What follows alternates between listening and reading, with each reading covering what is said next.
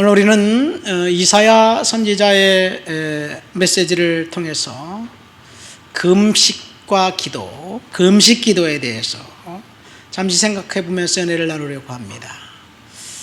분명히 우리는 금식하며 하나님 앞에 기도하면 하나님이 들어주시고 응답해 줄 것을 믿고 알고 있습니다. 그러나 오늘 본문에 보니까 하나님이 기뻐하시는 금식이 있고 하나님이 거부한, 받지 아니한 금식이 있다는 이야기를 한 것을 볼 때 무엇이 하나님이 기뻐하는 금식이고 무엇이 하나님이 거부하는 금식인지 오늘 본문을 통해서 저와 여러분들에게 알려줄 것입니다. 우리 본문 3절부터 5절까지 한번 읽어볼까요? 3절부터 5절 보면 하나님이 거부하시는 금식이 나옵니다.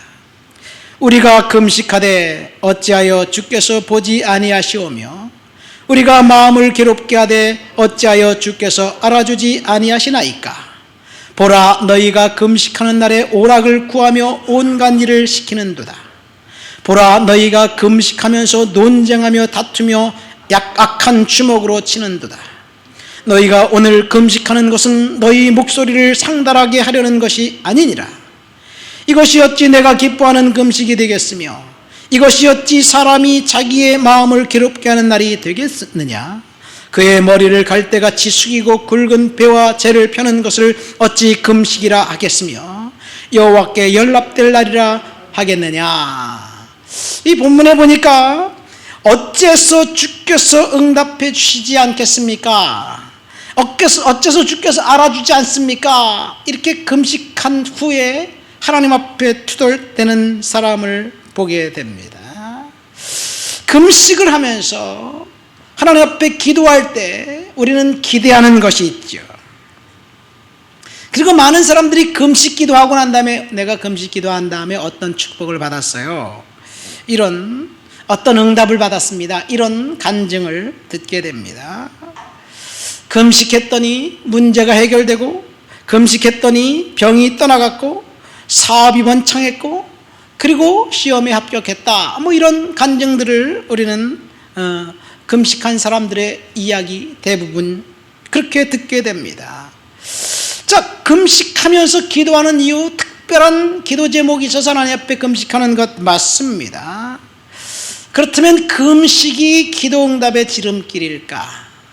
금식한 사람들의 기도를 하나님이 반드시 응답해 주실까? 무엇이 하나님이 기뻐하시는 금식일까? 성경에 나와 있는 금식한 사람들의 이야기를 먼저 더듬어 보려고 합니다. 이 성경에, 구약 성경에서 처음으로 금식했던 사람의 이야기가 어디에 나와 있을까요? 그것은 사사기에 나와 있습니다. 이 사사는 그 사사기에 12명의 사사가 등장하고, 사무엘상에 엘리 제사장과 사무엘도 사사였으니까 이들을 합치면 14명의 사사가 있습니다. 이 사사기의 결론 마지막 부분에는 이렇게 기록되어 있어요. 사람이 각각 그 소견에 옳은 대로 행하였더라. 사람이 각각 그 소견에 옳은 대로 행했다. 내가 볼 때 정당하고 바르고 좋다, 그렇게 행동한 것이 다른 사람이 볼 때, 하나님이 볼 때 옳은 일인지는 모르겠습니다.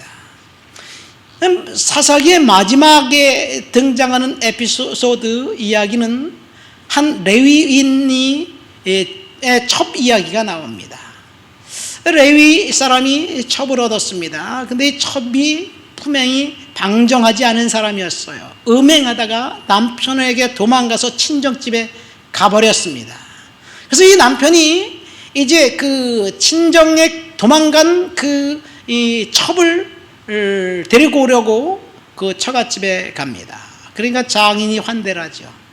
3일 동안 극진한 대접을 받고, 그 한국이나 유대인, 이스라엘이나 똑같은 것 같아요. 사위는 100년 손님이라고 아주 극진하게 대접을 받고, 나흘째 되는 날 이제 제가 가겠습니다. 그러니까 장인이 오늘 하루만 더 묵고 가라고. 그래서 하루 동안 마지못해서 또 극진히 대접을 받고 유쾌하게 즐겁게 보냈어요. 그다음 5일째 되는 날 이제 오늘 가겠습니다. 그러니까 장인이 또 붙드는 거예요. 그래서 이제 붙들려서 이제 하루 종일 먹고 마시고 놀고 유쾌하게 지내다가 해가 뉘엿뉘엿 질 것 같으니까 그 레위인이 장인에게 도저히 안 될 것 같습니다. 가야 되겠습니다. 그리고 첩과 하인을 데리고 나귀를 끌고 이제 집으로 돌아가는데, 문제는 저녁이 되어 날이 어둑어둑해집니다. 그래서 그 이방인 땅을 지나가다가 이방인 땅에 들어가서 유숙하려고 하다가 그래도 유대인 이스라엘 형제들의 성읍에 가야지. 그래서 이제 베냐민 지파에 속한 기브와 이 성읍에 들어가 성읍 광장에서 서성거리고 있습니다.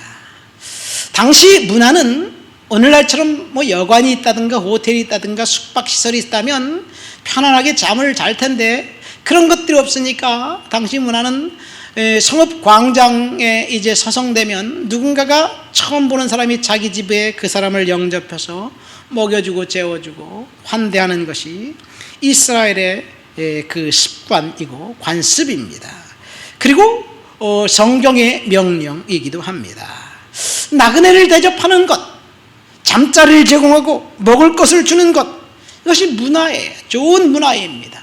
이 문화가 오늘날에도 중동과 중앙아시아, 특별히 이슬람 문화권에는 아직도 남아있어요. 아랍 사람들은 손님 대접을 극진이에요.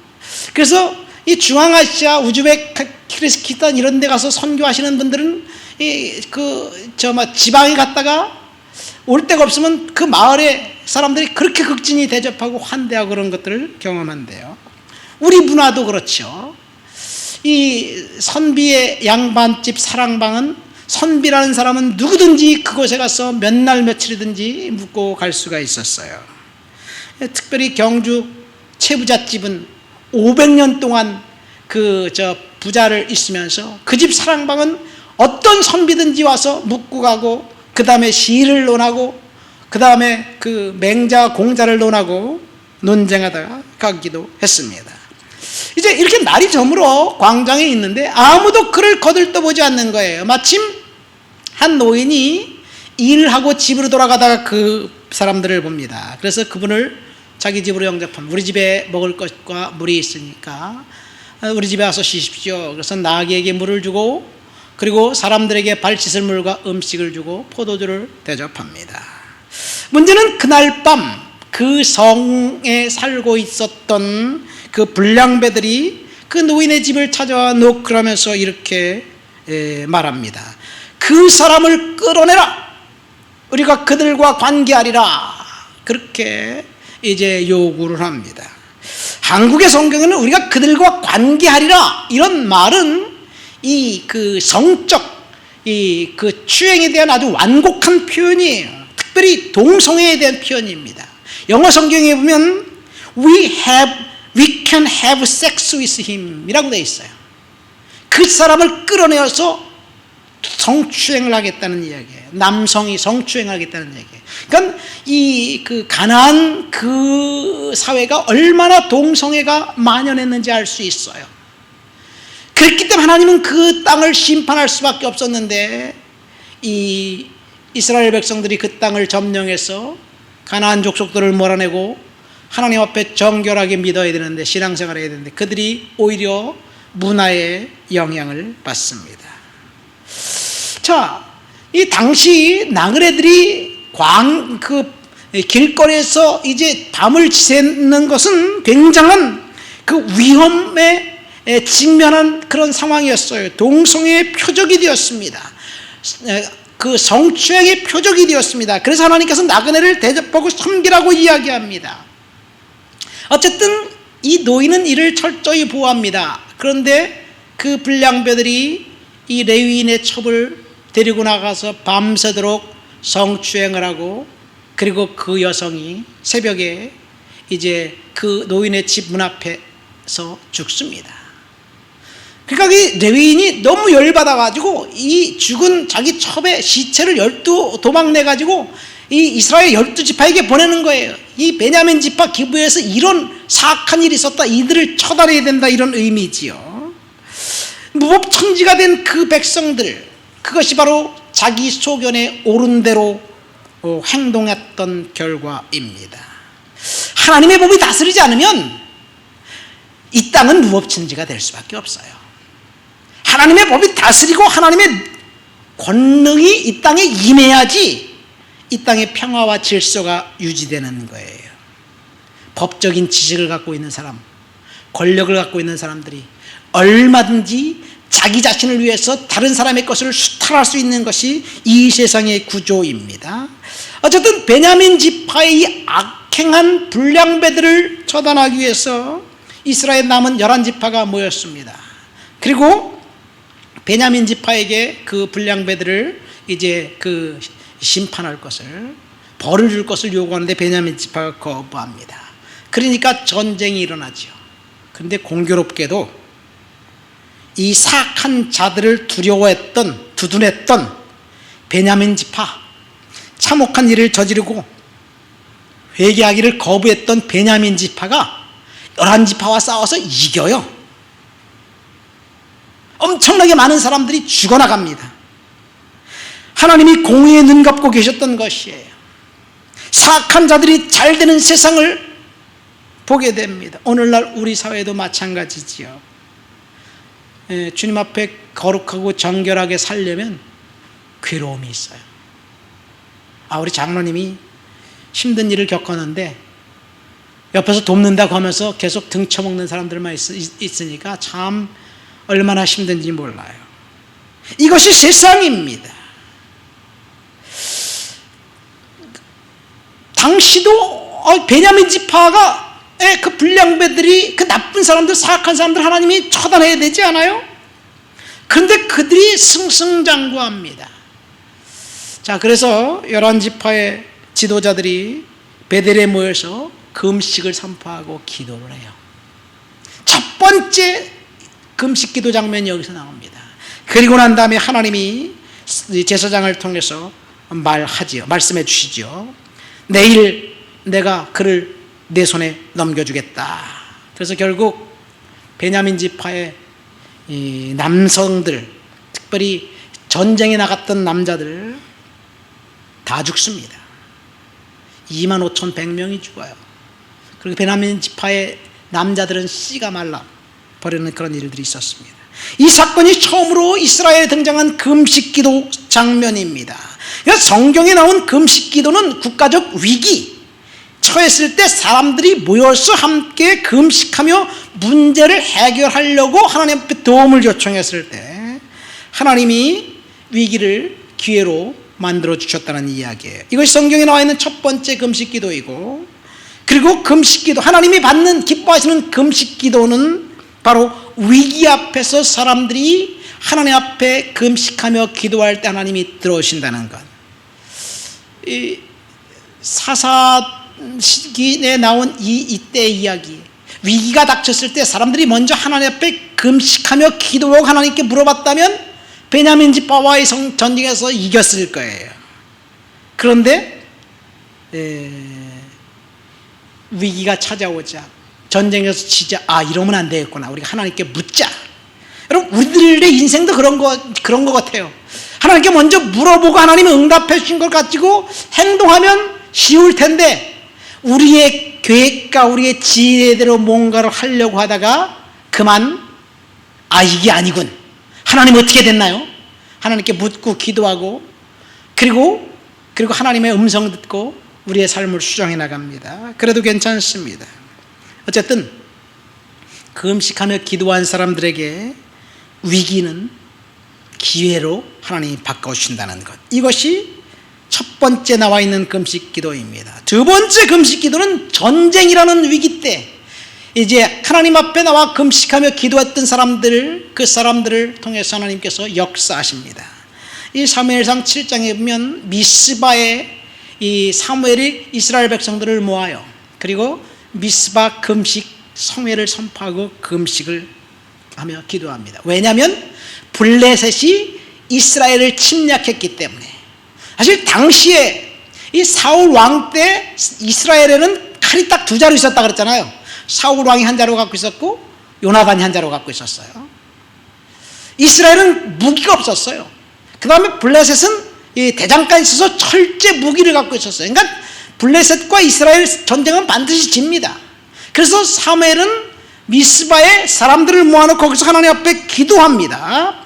기도했더니 변변한 무기를 갖고 있지 않았던 그 백성들과 블레셋과의 전쟁에서 하나님이 이기게 하셨습니다. 이때 이 금식 기도하고 이기고 난 다음에 우리들이 너무나도 잘 아는 에벤에셀이라는 말이 여기서 등장합니다. 어떤 사람들은 기도하면서 에벤에셀의 하나님이라고 이야기하고 에벤에셀을 참 좋아해요.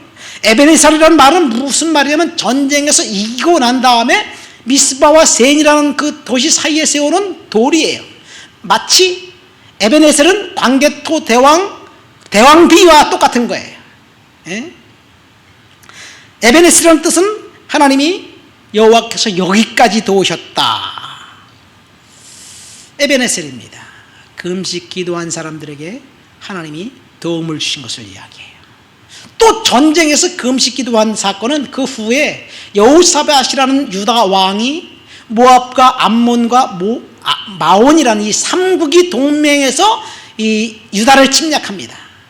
이때도 마치 이 수많은 그 적군의 병사들이 엄청나게 많이 와가지고 정말 이 바닷가의 모래알처럼 메뚜기처럼 그렇게 쳐들어왔는데 이 여호사밧은 질 수밖에 없어요. 그러니까 여호사밧이 솔로몬 왕이 성전 낙성식 때 했던 그 기도를 기억하면서 성전에 나가서 기도합니다. 만일 무슨 재앙이나 난리나 견책이나 전염병이나 기근으로 임하여 우리에게 위기가 닥쳤을 때 이 성전에서 나와서 기도하는 그 후손들, 그 사람들의 기도를 들어주십시오. 이렇게 기도했던 솔로몬의 기도를 기억하고 성전에 나가 하나님 앞에 금식하며 기도하고 백성들에게 금식을 선포하고 함께 기도합니다. 이 금식하고 기도하니까요, 선지자 이 야시엘을 통해서 여호사밧 왕에게 이렇게 이야기합니다. 두려워하지 말아라. 놀라지 말아라. 저 삼국동맹한 군사들이 그렇게 많을지라도 하나님께서 이기게 하실 것이다. 그러면서 중요한 말을 합니다. 이 전쟁은 너희에게 속한 것이 아니라 하나님께 속한 것이다. 전쟁은 여호와께 속한 것이니 라는 말이 여기서 나옵니다. 이 전쟁에 너희가 싸울 것이 없다. 내가 직접 싸울 것이다. 하나님이 그렇게 말씀하십니다. 그런데 어느 날 갑자기 이 삼국동맹이잖아요. 근데 지네들끼리 뭐가 연락이 안 됐는지 지네들끼리 치고받고 싸웠어요. 그래서 몽땅 다 죽어버렸어요. 그래서 여호사밧이 군사를 데리고 가보니까 시체뿐이야. 근데 그들이 갖고 온 의복, 물건들, 보물, 재물들이 얼마나 많은지 걷어들이는데 3일이나 걸렸어요. 이것이 여호사밧 이야기입니다. 금식 기도를 통해서 전쟁에서 승리했습니다. 전쟁은 여호와께 속한 것이니 이 진리는 오늘날도 동일합니다. 그래서 우리가 성도들이, 교회가 전쟁은 여호와께 속한 것이니 하면서 주님 앞에 북한을 위해서 이 땅을 전쟁의 위기에서 보호해달라고 기도하지 않습니까? 성도들의 기도 때문에 북한이 아무리 핵무기를 만들어서 공격하려고 해도 하나님께서 막아주실 줄 믿습니다. 성도들의 기도가 힘이 있어요. 이것이 두 번째 나온 금식 기도입니다. 세 번째 금식 기도는 좀 달라요. 사울 왕이 죽었을 때 백성들이 7일간 사울 왕을 애도하면서 금식 기도하기도 합니다. 그리고 네 번째 금식 기도는 다윗 왕 때 있습니다. 다윗 왕이 금식했습니다. 여러분, 다윗이 언제 금식 기도했을까요?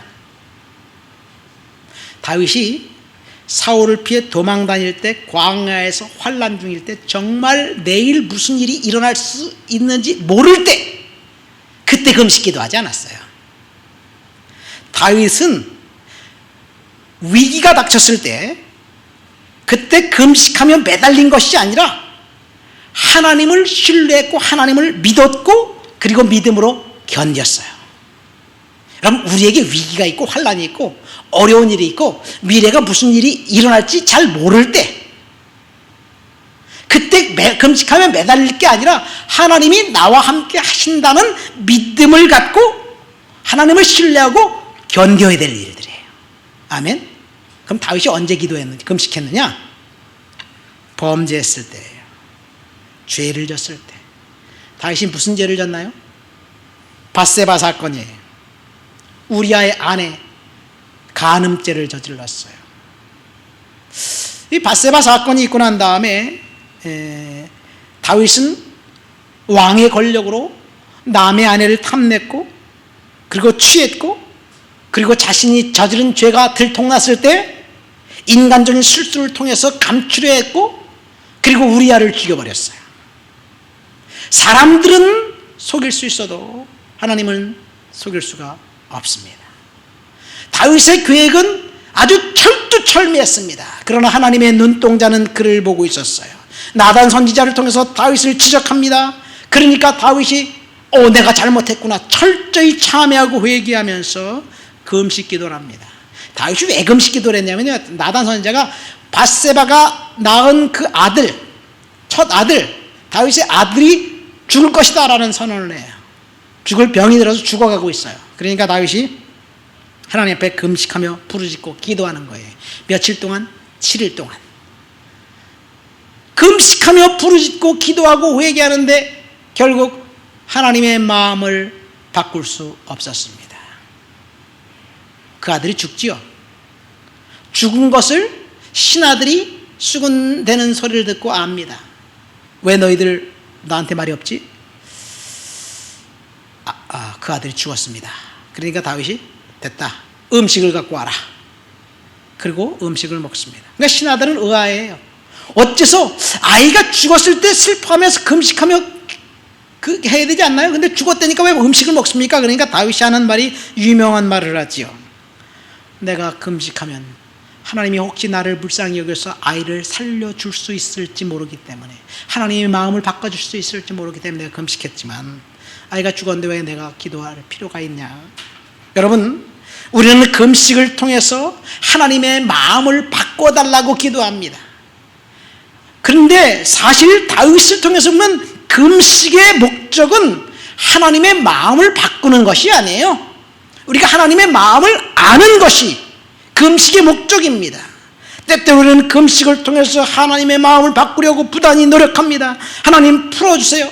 하나님 돈을 주세요. 하나님 합격시켜주세요. 하나님 치료해 주세요. 하나님 뭐 해주세요. 하나님의 마음을 바꾸려고 부단히 노력하면서 하나님 앞에 기도하고 요청하는데 이것은 잘못이에요. 그러니까 금식하면서 기도하는 것은 하나님의 마음을 바꿔달라고 기도하는 것이 아니라 하나님의 마음을 알게 해주세요. 이때 내가 어떻게 주님 앞에 하나님의 마음을 알고 순종해야 될 것인가요? 이것을 구해야 될 줄 믿습니다. 그럼 하나님께서 알려주실 거예요. 이것이 하나님이 기뻐하시는 금식 두 번째입니다. 하나님이 기뻐하시는 금식 첫 번째는 위기를 당했을 때 성도들이 모여서 하나님 앞에 연합해서 기도하는 것이 하나님 기뻐하시는 금식이고, 두 번째는 하나님의 마음을 알려달라고 기도하는 것. 하나님의 마음을 바꿔달라고 기도하는 게 아니에요. 네 번째로 금식 기도 장면은 아합 왕 때 있습니다. 북왕국 이스라엘의 아합 왕이 나봇이라는 사람의 포도원을 탐내요. 그러니까 나봇이 그 포도를 아합 왕에게 주거나 팔지 않으려고 해요. 그러니까 이세벨이 왕이 끝까지 걱정합니까? 걱정 마세요. 내가 당신에게 드리리다 하고 이세벨이 술수를 씁니다. 무슨 술수를 쓰냐? 나봇이 살고 있는 그 성의 장로들에게 편지를 보냅니다. 뭐라고 편지를 보내냐면요, 불량배 둘을 모아놓고 너희들이 금식하고 기도하고 난 다음에 불량배 둘을 통해서 나봇이 왕과 하나님을 저주했다고 거짓말을 해라. 거짓 증인으로 세웁니다. 그리고 나봇을 죽여버립니다. 금식한 후에 거짓말했다, 좀 이야기가 이상하잖아요. 이 금식 기도하면서 거짓말했던 사람의 이야기예요. 그러니까 이것은 무슨 말이냐면, 종교가 탐욕의 탈을 쓰면 훨씬 더 무시무시하다는 것을 알게 됩니다. 중세시대 종교 이름으로 수많은 사람들을 죽였습니다. 마녀 사냥, 이단이라고 낙인 찍어서 화형을 시켜버렸어요. 이유는 딱 한 가지, 자신들과 다른 의견을 갖고 있다고. 천주교에서는 라틴어 성경만 읽는데 성경을 번역했다고. 그래서 사람을 화형해 죽인 거예요. 이 성경, 우리 손에 들어온 이 성경이요, 죽음의 위기를 겪으면서 죽어가면서 번역한 성경이에요. 이것은 종교가 탐욕에 눈이 멀었을 때 그런 일이, 현상이 벌어져요. 탐욕의 기본은 돈에 대한 욕심이에요. 종교가 돈벌이 수단이 될 때 이것이 탐욕입니다. 오늘날 많은 교회들, 종교단체가 탐욕에 눈이 멀어서 세상 사람들에게 조롱당하는 것을 얼마나 많이 보게 되나요? 안타깝습니다. 이야기가 이상한 방향으로 흘렀습니다만 어쨌든 이세벨이 자기 남편 아합에게 나봇의 포도원을 빼앗아 주려고 종교적 수단, 금식이라는 수단을 동원해서 하나님 앞에서 사람들에게 맹세시키고 거짓 증언을 합니다. 그러니까 사람들은 금식하고 기도한 사람이 이야기한 것이 거짓이라고는 전혀 상상하지 못하는 그런 상황을 설정해 놓고 나봇을 죽이지요. 이것이 하나님이 기뻐하지 않는 금식입니다. 탐욕을 채우려는 욕심에서 출발한 금식. 물론 약간 상황이 다를지라도 우리가 금식하면서 내 탐욕을 채우려고 하나님 앞에 기도한다면 그것은 하나님이 기뻐하지 않는 금식입니다. 또 다른 금식 이야기는 에스더의 금식과 요나의 금식입니다. 에스더가 금식하며 기도하고 하나님 앞에 부르짖습니다. 그리고 자기만 금식하며 기도한 것이 아니라 이제 수산성에 있는 유대인들에게 3일 동안 나를 위해서 금식하고 중보 기도를 요청하고, 에스더는 3일이 지나고 난 다음에 죽으려면 죽으리라는 그런 마음을 가지고 왕에게 찾아가서 요청합니다. 그 금식 기도를 통해서 하나님이 왕을 감동시켜요. 그리고 그 금식 기도를 통해서 유대인들이 당할 화를 복으로 바꿔주십니다. 위기를 기회로 바꿔주십니다. 요나는 어떤가요? 니느웨 성에 가서 하나님께 메시지를 선포합니다. 요나는 딱 한마디만 메시지를 선포했어요. 40일이 지나면 하나님이 니느웨 성을 무너뜨릴 것이다. 40일이 지나면 니느웨가 무너질 것이다. 이런 말을 해요. 딱 하루 돌아다니면서 선포하니까 그 메시지를 들은 니느웨 왕이 회개합니다. 보좌에서 일어나 왕복을 벗고 굵은 베옷을 입고 제에 앉아 회개하고 그 다음에 신하들에게 명령합니다. 너희들도 회개하라. 물도 먹지 말고 음식도 먹지 말고 아무것도 먹지 말고 금식하며 기도해라. 심지어 짐승들에게도 먹을 것을 주지 말아라. 짐승들까지 금식을 시킵니다. 그러나 그들이 며칠 동안 기도했나요? 며칠 동안 성경 빨리 찾아봐야지. 안 나와 있어요. 며칠 동안 기도했는지 없어요. 금식하고 철저하게 악한 길에서 떠나고 강포에서 떠납니다.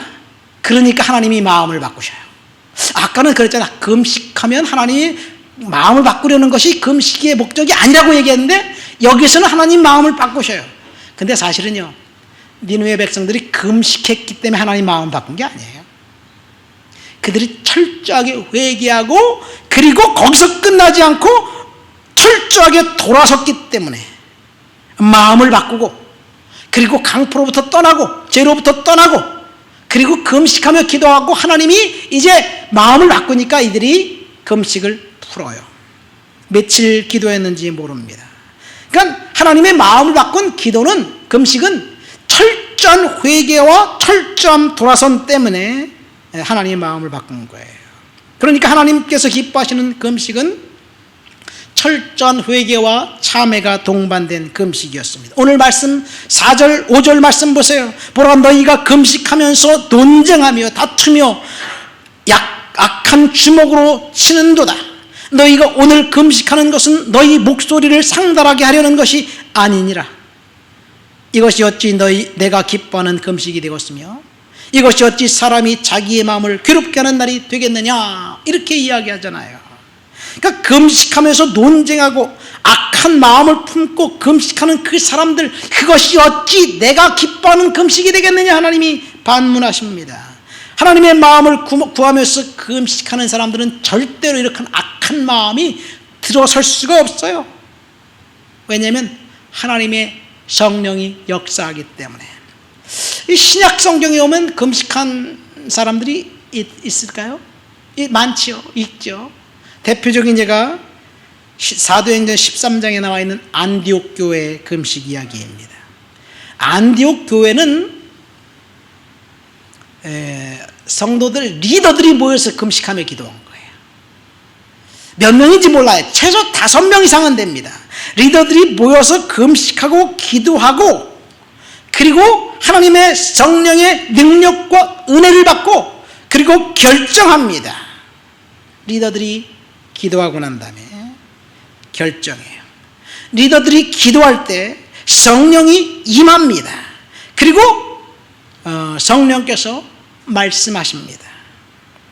이 사도행전 13장 2절 3절 말씀해 보니까 주를 섬겨 금식할 때 성령이 가라사대 내가 불러 시키는 일을 위하여 바나바와 사울을 따로 세우라. 그래서 바나바와 사울을 따로 세우고 그들이 금식하고 난 다음에 그들에게 안수해서 선교사로 파송합니다. 중요한 것은 주를 섬겨 금식할 때 성령이 가라사대라는 말이 중요합니다. 여러분, 하나님 앞에 목적을 가지고 금식하며 기도할 때 성령이 분명히 말씀하실 거예요. 그래서 우리가 하나님 음성을 들으려면, 성령의 음성을 들으려면 금식하면서 성령이 말씀하시는데 어떻게 들을까요?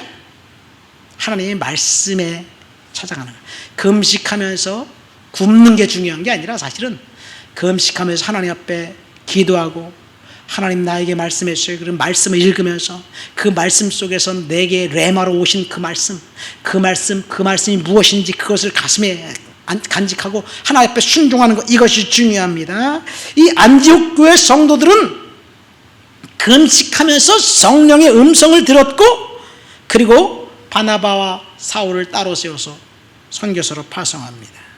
근데 사실은요, 바나바는 그때 지금 우리식으로 따지면 담임 목사님을 선교사로 파송한 거야. 그것도 큰 교회에서, 잘 나가는 교회에서 그런 일이에요. 여러분, 이 일이 있고 난 다음에 그 결과 하나님은 전 세계의 역사를 바꾸십니다.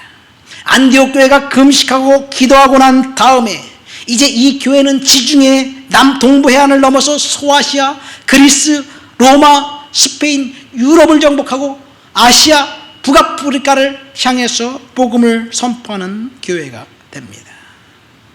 이들의 금식의 불씨가 이제 활활 타올라 200년도 되기 전에 전 로마 제국이 복음화가 됩니다.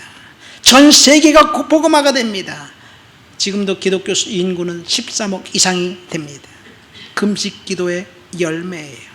수많은 사람들이 금식했고 기도했고 매달렸습니다. 하나님이 역사하셨어요.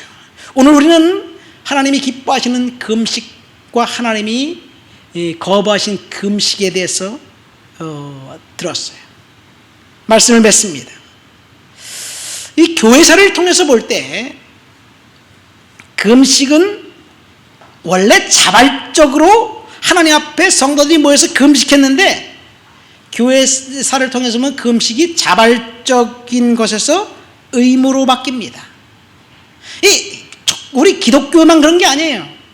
예수님 시대에 구약 성경에 나와 있던 그 유대인들, 이스라엘 백성들은 예수님 시대에 오면 일주일에 여러 차례 금식했던 그런 규칙, 율법을 만들어 놓고 난 다음에 1년에 한 번 대속죄일 날은 의무적으로 금식을 하게 만듭니다. 그리고 이 자발적인 금식이 초대교회를 지나면서 서서히 의무화가 돼요. 그래서 매주 금요일 날 금식해라. 그리고 또 뭐 금식하지 않은 사람은 성숙하지 않은 그런 사람으로 치부하기도 합니다. 여러분, 금식 굉장히 중요하죠. 중요한 것은 하나님 앞에 엄격하게 나와서 우리가 하나님의 뜻을 구하고 하나님 앞에 마음을 구하는 것, 이것이 금식이에요. 금식은 성경을 읽는 것과 비슷한 영적인 훈련이기도 합니다. 여러분, 성경을 읽어라, 정기적으로 읽어라, 이런 말이 나와 있을까요? 그런 명령은 없어요. 그럼 우리가 성경을 읽습니다. 왜 성경을 읽어요? 매일 성경을 읽는 것이 영적인 활동에 굉장히 유익하기 때문에 그래요. 매일 성경을 읽는 사람은 하나님과 좀 더 가까이, 하나님의 음성을 듣고 하나님과 좀 더 가까이 할 수 있어요. 매일 성경을 읽지 않는 사람은 그럼 어떻게 되나요? 하나님의 뜻을 좀 더 무디게 알아요. 성경이 하나님의 뜻을 우리에게 가르쳐줘요. 그러나 매일 성경을 읽지 않는다는 것, 그것이 그렇다고 구원에서 떨어지나요? 그렇지는 않습니다. 그러나 매일 성경을 읽지 않기로 결정한다면 이건 좀 다른 얘기예요.